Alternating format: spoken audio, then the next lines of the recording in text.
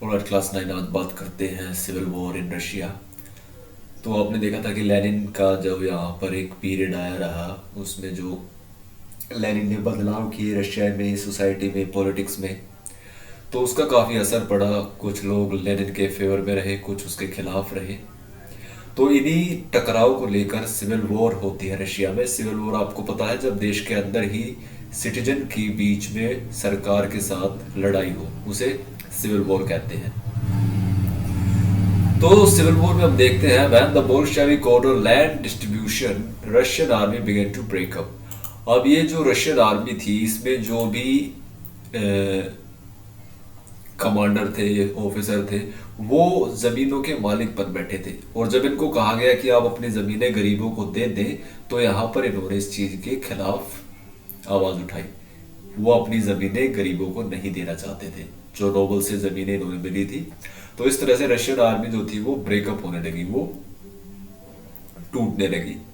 क्योंकि ये जो आर्मी थी, इनके पास जमीन थी, जमीन को जब दोबारा डिस्ट्रीब्यूट करने के लिए कहा गया गरीबों के पास, तो इन्होंने जितने भी ये जमीनों के मालिक थे, जो भी आर्मी मैन थे, वो बोल्शेविक यानी सरकार के खिलाफ खड़े होने लगे। Non Bolshevik socialist liberal supporter of autocracy condemn the Bolshevik uprising. और इस तरह से जो बोल्शेविक के दुश्मन थे, उनमें कौन कौन था? नॉन बोल्शेविक सोशलिस्ट, वो सोशलिस्ट जो बोल्शेविक नहीं थे, मैनशेविक, जैसे मैंने बताया था, मैनशेविक और Bolshevik. Russian socialist democratic party दो हिस्सों में बटी थी, मैनशेविक और बोल्शेविक। तो बोल्शेविक गर्म स्वभाव के थे, स्ट्रिक्ट थे। मैनशेविक जो थे वो स्ट्रिक्ट नहीं थे। तो लेनिन जो था वो बोल्शेविक का लीडर था, और बोल्शेविक यहाँ पर क्रांति कर रहे थे। तो इसके जो ये दुश्मन रहे, सोशलिस्ट, लिबरल और सपोर्टर ऑफ जार, उन्होंने बोल्शेविक की इस अपराइजिंग का, इस बढ़ती ताकत का विरोध किया। They form their troops were called green. तो उन्होंने अपनी एक सेना बना ली, जो भी बोल्शेविक के अगेंस्ट थे, वो सेना कहलाई ग्रीन। और बोल्शेविक की जो सेना थी उसे कहते थे रेड ट्रूप्स। तो ग्रीन ट्रूप्स और red troops. During 1918 and 1990, the Green and the White control most of the Russian Empire. तो ये जो ग्रीन थे और जो जार के सपोर्टर थे, वो व्हाइट आर्मी थी। तो इस तरह से व्हाइट, ग्रीन एंड रेड तीन आर्मीज थी, जिसमें व्हाइट और ग्रीन एक तरफ थे, रेड एक तरफ थे। तो ये रशिया पर कंट्रोल किया था इन्होंने काफी लंबे समय तक, 1918 से 1919 तक। तो वो यहां पर बोल्शेविक की इस बढ़ती ताकत को बर्दाश्त नहीं कर पा रहे थे। They were supported by French, American, British and Japanese troops। और इसके साथ साथ इन व्हाइट और ग्रीन्स को साथ मिल रहा था फ्रांस का, अमेरिका का, ब्रिटिश का और जापानीज का। अब ये देश को साथ दे रहे थे रशिया में बोल्शेविक के खिलाफ, क्योंकि ये नहीं चाहते थे कि कम्युनिज्म आए, क्योंकि बोल्शेविक यहाँ पर सोशलिज्म लाना चाहता था, कम्युनलिज्म लाना चाहता था। तो कम्युनिज्म जो था वो फ्रांस, अमेरिका और ब्रिटिश, जापानीज जैसे देश पसंद नहीं करते थे। इनके अगर आप यहाँ पे जाओगे तो इनके यहाँ पर आपको कैपिटलिस्ट इकोनॉमी दिखाई देगी, जिसमें मार्केट बेस्ड इकोनॉमी होती है, और एक गरीब जो है उसके लिए यहाँ पर ज्यादा गुंजाइश नहीं होती। तो ये देश डर रहे थे कि अगर रशिया में सोशलिज्म, कम्युनलिज्म आ गया तो वो फिर इनके देशों में भी आएगा, और ये नहीं चाहते थे कि इनके देशों में कम्युनिज्म या सोशलिज्म आए। जैसा कार्ल मार्क्स ने कहा था कि कोई मजदूर नहीं, सब मालिक है। ये सिस्टम अमेरिका, ब्रिटिश, फ्रांस नहीं चाहते थे। तो इस तरह से उन्होंने बोल्शेविक के खिलाफ व्हाइट और ग्रीन का साथ दिया, और इस तरह से व्हाइट और ग्रीन ने रेड के खिलाफ लड़ाई शुरू कर दी, जिसे सिविल वॉर कहा गया। Making a socialist society. तो सोशलिस्ट सोसाइटी, जैसे आपको पता है कि मजदूर वर्कर की सोसाइटी कहलाती है। सोसाइटी जिसमें सभी जो वर्ग होते हैं, ग्रुप्स होते हैं, वो इक्वली जो भी प्रोडक्शन होता है, प्रॉफिट होता है, उसको अपने आपस में मिल बांट कर डिस्ट्रीब्यूट करते हैं। तो ये सोसाइटी यहाँ पर अब बनने लगी थी रशिया में। During the civil war Bolshevik kept industries and bank nationalise. तो यहाँ पर सिविल वॉर चल रही थी, लेकिन बोल्शेविक ने बैंकों को और इंडस्ट्रीज को सरकारी बनाए रखा। उन्होंने इंडस्ट्रीज पर, बैंकों पर इस लड़ाई का कोई असर नहीं आने दिया। The mechanism of centralized planning was introduced and 5-year plan were made। तो यहाँ पर एक सेंट्रलाइज प्लानिंग बनने लगी, मतलब पूरे देश के लिए एक प्लान जो लेनिन की सरकार ले रही थी, और इसके साथ 5-year प्लान इंट्रोड्यूस किया गया। 5-year प्लान मतलब सरकार आने वाले 5 सालों में क्या क्या प्लान करेगी। तो भारत का 5-year प्लान भी यहीं से लिया गया है। इंडिया में भी हर 5 साल बाद 5 ईयर प्लान होता है सरकार के पास, जिसमें टारगेट होता है सरकार के पास कि वो क्या काम करेगी इन फ्यूचर में। तो जैसे अभी नरेंद्र मोदी के 5 ईयर प्लान में है कि ज़्यादा से ज़्यादा अपने बिजनेस जो है वो इंडिया में सेटअप किए जाए, लोगों को ज़्यादा से ज़्यादा अपने पैरों पर खड़ा होने का मौका मिले और भारत जो है वो आत्मनिर्भर बने। तो ये 5 ईयर प्लान होता है, तो ये यहाँ पर इंट्रोड्यूस किया गया जिसमें रशिया के डेवलपमेंट के लिए प्लान बनाए गए।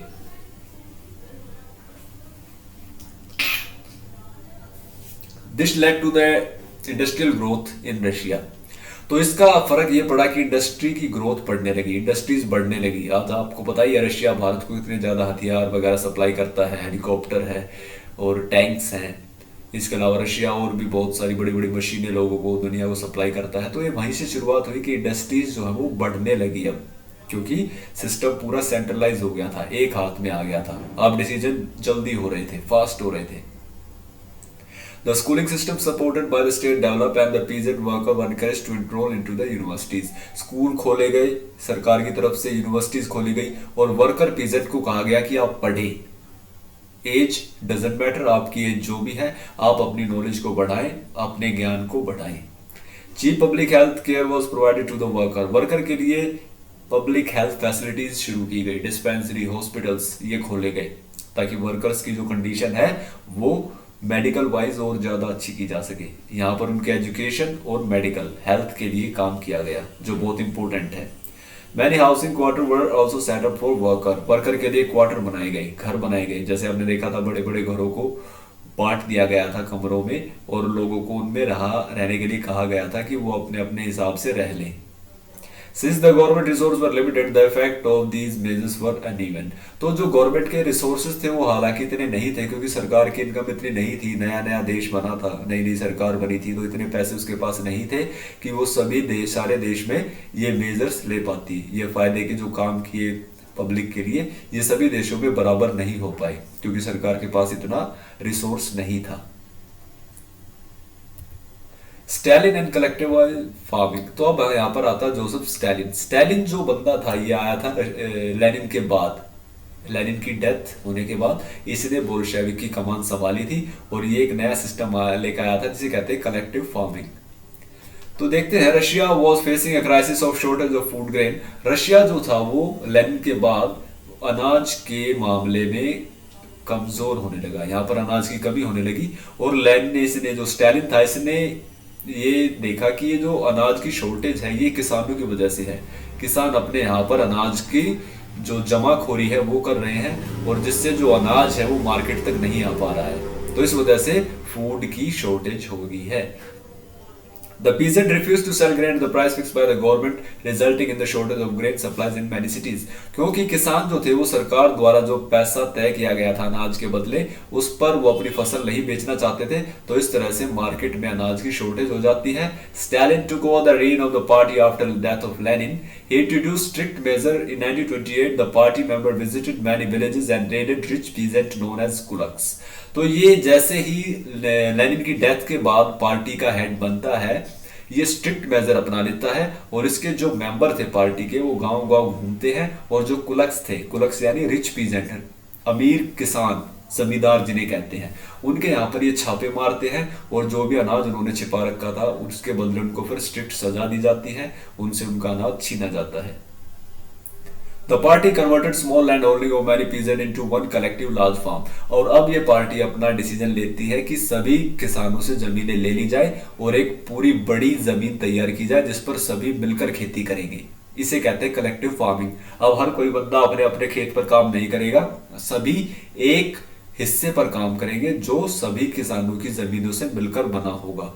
तो ये था collective farming.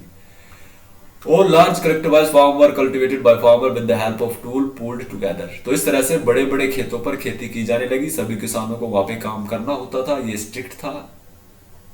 The profit of the farm were shared among the cultivator. और जो भी खेती से प्रोडक्शन होता था वो किसानों में बांट दिया जाता था। Many peasant resisted the policy of collectivisation. लेकिन बहुत सारे किसानों ने इस कलेक्टिवाइजेशन का विरोध किया। They were severely punished by the state. Many of them were deported and exiled. उनमें जो इसको अच्छा नहीं मान रहे थे, इसका विरोध कर रहे थे, उनको बहुत ही बुरी तरह से पनिश किया गया स्टेट की तरफ से और बहुत सारों को देश से निकाल भी दिया गया। तो इस तरह से स्टालिन ने यहाँ पे स्ट्रिक्ट मेजर अपनाए। तो this is the end of lecture, stay tuned for the next. Thank you.